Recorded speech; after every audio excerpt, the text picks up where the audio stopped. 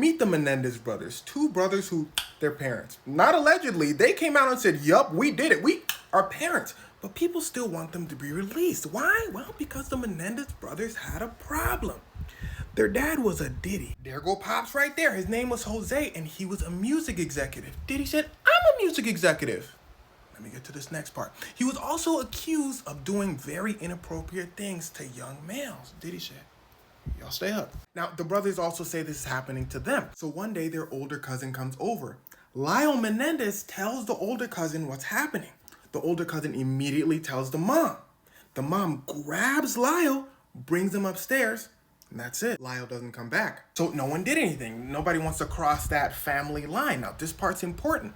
Their dad was powerful. He was a music executive, and they had a house in Beverly Hills. And this means you can get away with a lot of things. You'll see what I mean in a second. So the Menendez brothers also tell their cousin, and their cousin's like young like them, so he's just like, damn. So the brothers said, screw it, it's time to go confront our dad. And they especially did this because the younger brother went to the older brother and said, yo, bro, it's getting really bad. They tell their dad this has to stop. He says, no.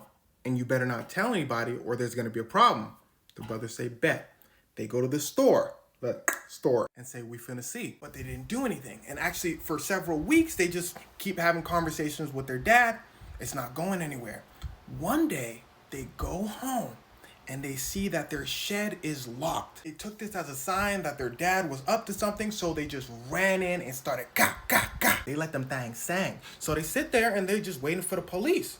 But it's Beverly Hills, so no one calls the police. Now, I know what you're thinking. Well, that's stupid, but you gotta understand, Beverly Hills in California is such a rich neighborhood that crime rarely happened. Neighbors said they heard but they literally couldn't believe what they were hearing, so they just kept doing what they were doing. So the brothers come to their senses and say, yo, let's just say we wasn't here. So they leave, they come back, they call the police, and they say, yo, somebody just, our parents. The police come through, they say, yo, somebody just, y'all parents. The brothers said, yeah, but we ain't do it. The police said, now keep taking notes of the times. This is like early 90s. Police said, well, yeah, you couldn't have done it, and you look like good kids, and it's Beverly Hills. So the police leave, the brothers go, oh, well, trying to spend a bag, so they start spending money, like $700,000 to be exact, in the following months. All money from their late father. The police go, damn, them boys running it up. The police chief said, huh? What boys? The officer said, you know, the brothers, the Menendez brothers. The chief said, you mean the brothers whose parents just got, and we still can't find the people who did it?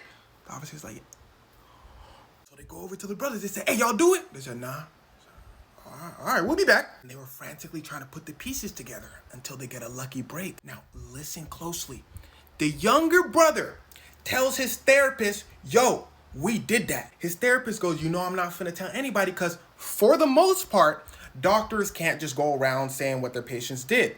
But he went around saying what his patient did. Now, this is illegal for the doctor to do. But you know, like when you hear something crazy, you go over to your brother, your sister, your best friend, and you tell him what happened. Well, the doctor did this to his little side piece, his girlfriend. She said the Menendez brothers did that. He said, yes, keep it down. Also, I'm breaking up with you. She said, huh? He said, girl, you know I'm married.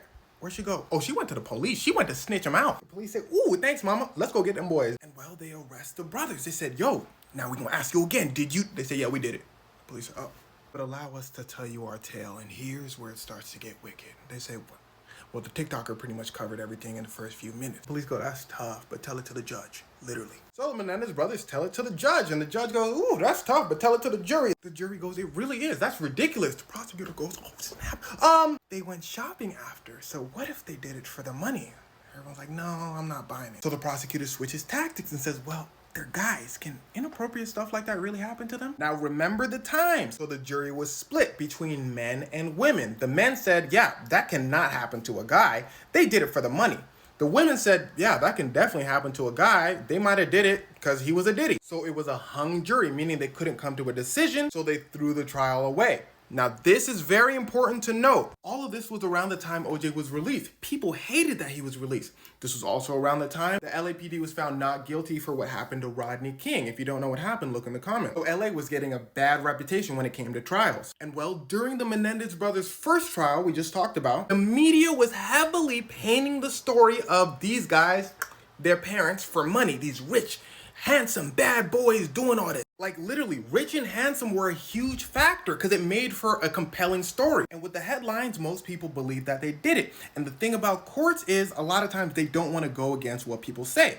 So they run the trial back. with a couple changes. First of all, whether their dad was inappropriate or not, they said you can't bring that to the second trial. Their lawyers were like, well, that's our whole defense. The judge was like, type. Also, all them witnesses that was coming in, aunt, cousin, saying that the dad, we just gonna grab all that too. So the jury's only choice was, listen closely, did they the mom or not? Did they the dad or not?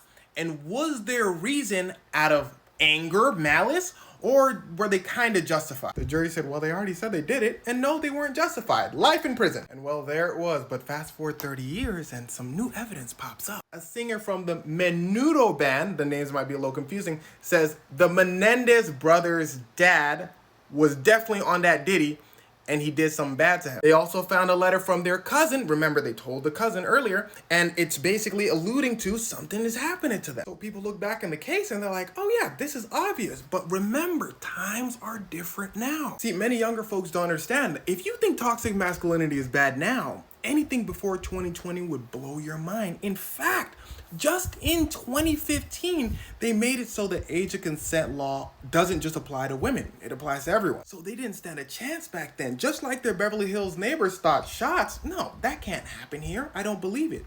The whole world thought the same thing about them. That can't happen to guys. No, I don't believe it. Now, all that being said, this is done today, by the way. All that being said, the laws surrounding somebody are very complex. So the state of California has decided, because of how a majority of people feel right now, to look back into the case. And is this new evidence, pay attention, we're almost done, look at the time.